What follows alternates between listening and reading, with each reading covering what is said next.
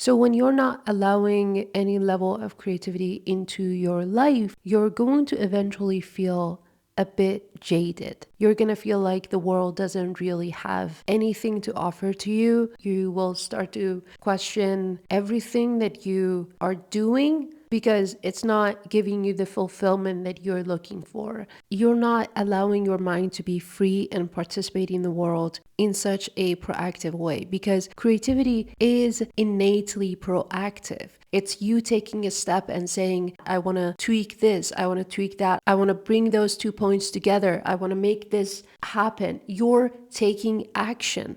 And in this sense, the world isn't happening to you. You're happening to the world. You're making this creation come to life. And that's what we need. We need to feel like we are actually partaking in the world to make us feel that sense of meaning and belonging and connection, and to make us want to live every single day with such vigor and with such determination that we do not waste a second of it, because we see how much creation we can bring about, how much beauty we can delve into each and every day, because art is a form of just you exploring the beauty and the details of this world, which is so invisible to an ordinary person who doesn't do anything creative. Because unless you take your time to pay very close attention to everything that you see, you're not going to be able to connect to that level of beauty on that deeper level. And when you become a person who's extremely artistic and who's passionate about creating something out of nowhere and who's passionate about ideas, you're going to eventually feel so invigorated by it that being bored is like a very foreign idea to you. And by the way, I'm not talking about being overstimulated all the time.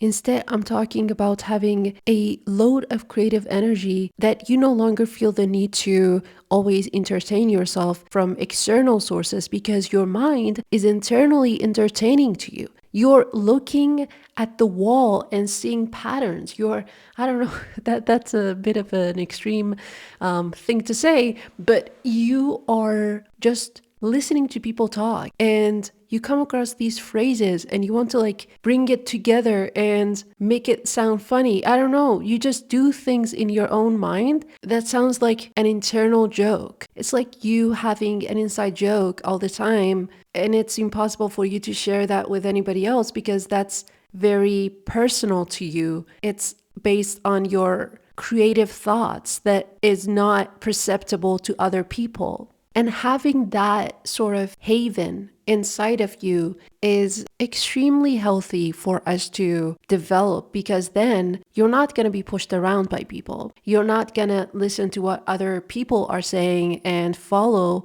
their orders or their command or simply their behavior. You're not going to be easily influenced by other people, because now you have a voice of your own. You have created an internal space that can guide you to the place that you want to go, not the place that you have been shouted at to go, or you've been told by the society that's the right place to go. In a way, you're building a philosopher inside of your mind that can cut through the chase and figure out what's the right thing to do, regardless of what's happening outside of you, regardless of how the circumstances are pushing you to do a certain thing.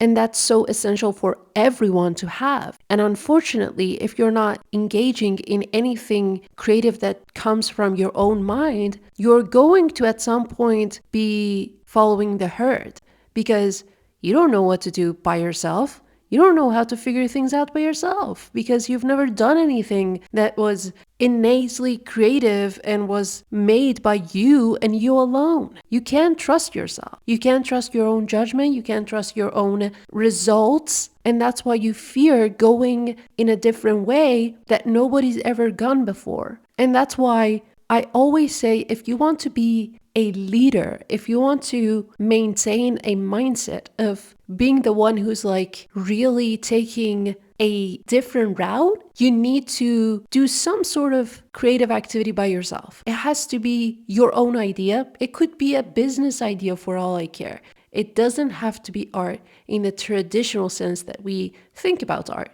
Like I said before, and I sound like a broken record, But that's what I'm saying. It has to be a seed of an idea that you plant by yourself and you grow it. And then after you make this plant come to life, you now have the self-esteem to do it all by yourself. And you're not just gonna take ready to go plants and eat from the tree of other people. You're not gonna take the fruit of other trees that have been planted by people. You're now are going to choose your seed by yourself and are going to figure out what sort of tree you want to grow. You might not want to grow the same thing as the society is telling you to grow. And that's why it's very important for us to really take the risk, make a lot of mistakes. Every creative idea will take a lot of time and energy, and that's a risk that you're taking. It might be a small risk, okay? In the case of me drawing something, I might choose an idea to draw and it might not work, but I'm doing it because I'm taking the risk and I am willing to give away that time and that energy to something that might give me a beautiful result. And it might not, but I'm doing it because I love the process of creating. And it's not even about the result at this point, right? Okay, so now I want to talk about a different side of art, which is the side which works on your sense of self and on your sense of identity. That's the side that's the most important to me because it keeps you out of the self-centered sort of rumination that most people are trapped in. So it kind of takes you away from focusing on yourself or your problems or your life in general. It takes you away from that, central point of your life, which is you, and takes you to see the beauty and observe beauty. And that's it. I know I'm saying beauty. I'm repeating myself like an idiot, but I don't know if there's any other words that I can substitute it for. Is there aesthetics or sense of, awe, I guess, or sense of peace, or sense of wonder and excitement and all sorts of things that comes out of doing something creative and being engrossed in the activity, okay? And that's the emotion that takes you out of that, self-deprecating thought spirals that you might go into sometimes because you're doubting your own actions because you're not feeling fulfilled. We're coming full circle here. In the beginning, I talked about the fact that you're going to feel like your life doesn't have any meaning because you're not feeling fulfilled, because you're not creating anything proactively. You're not participating in the life that you have. Rather, the life is happening to you and you're being the reactor of it. So long story short, I'm not doing art because I want to improve my art. I'm not doing it because I want to feel superior just because I have this skill. I don't care about any of that. I'm doing it because I cannot do it, because I will feel like the world goes blank when I don't do art. I feel like there's no flavor to anything that I see around myself when there's no creative process that's happening in my mind. There has to be something in my mind that entertains me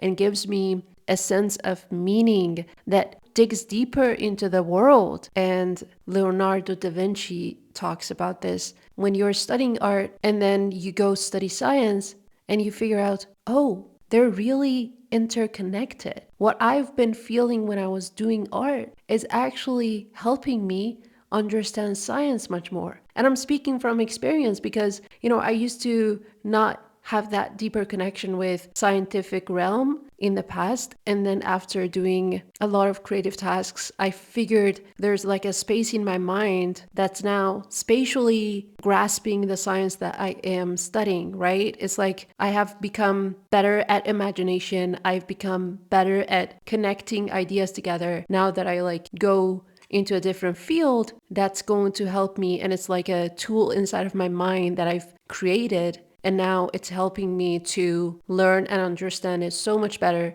than I would normally do because I didn't have the tools when I was not doing something creative. So that's very interesting to reflect on, especially because I've heard of the quote which says study the science of art and the art of science and stuff. I'm not being exact in that quotation, but it was very intriguing to me to figure out how much interconnection is happening, and reality is one truth. It's unified. Okay?